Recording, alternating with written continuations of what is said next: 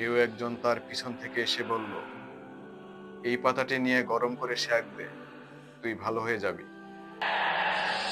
চারপাশে শিনশান নীরবতা। ক্ষেতের ঠিক মাঝখানে স্থানটি, নাম গরুতুফা। দর্শক আসুন, আজ আমরা ইন্ডিজেনাস মেডিসিন বা দেশজ চিকিৎসার এক ঐতিহাসিক গল্প শুনব।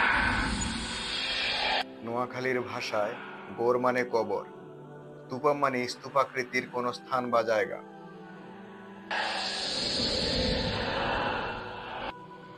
বাংলার মুখে মুখে লৌক কাহিনীর মতো নানা চিকিৎসা কাহিনী ও প্রচলন আছে, যাকে ইন্ডিজেনাস মেডিসিন বলা হয়। প্রকৃতির কাছে অসহায় মানুষ একসময় প্রকৃতির সহায়তায় দীর্ঘ জীবন পেত।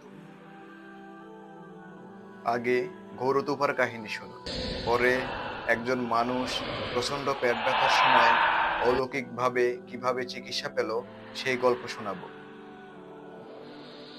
এক সময় স্থানটি ছিল প্রবাহমান নদী। কোনো এক সময় এক দরবেশ জাহাজ দিয়ে যাওয়ার সময় তার মৃত্যুর সময় চলে আসলো।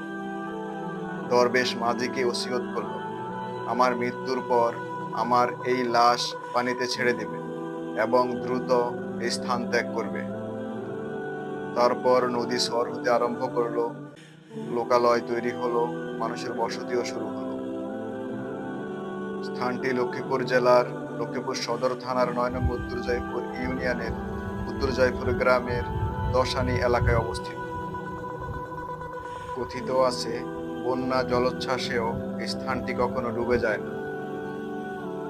প্রচলিত আছে, এই এলাকার একজন লোক দীর্ঘদিন যাবৎ পেট ব্যথায় ভুগতেছিল। কেউ একজন তাকে পরামর্শ দিল, ওইখানে একজন বড় আল্লাহর ওলির দরবার আছে, তুমি গেলে সেখানে সমাধান পেতে পারো।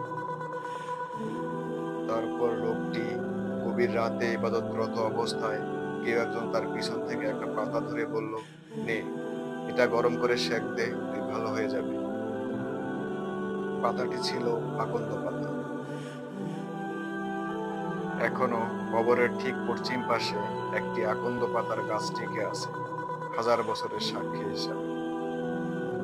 হতে পারে সবই একটা লৌহ কাহিনী, কিন্তু ইন্ডিজেনাস মেডিসিনের বহু সূত্র ধরেই আধুনিক ইভিডেন্স বেস মেডিসিনের ভিত্তিপ্রস্তর স্থাপিত হয়।